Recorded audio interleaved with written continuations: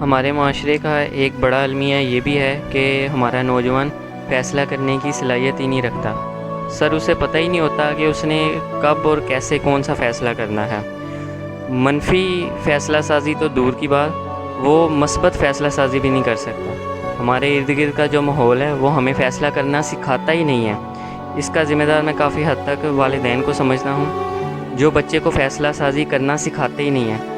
اس کے بچپن سے لے کے اس کے بڑے ہونے تک اس کے کپڑے، اس کی تعلیم، اس کی ڈگری، وہ کن لوگوں میں اٹھے بیٹھے گا، یہ سب فیصلے جو ہیں وہ ماں باپ کرتے ہیں۔ حتیٰ کہ شادی کا فیصلہ بھی ماں باپ کر رہے ہوتے ہیں، اور نوجوان کو پتہ ہی نہیں ہوتا کہ وہ کس طرح اور کب کس موقع پر کون سا فیصلہ کرے گا۔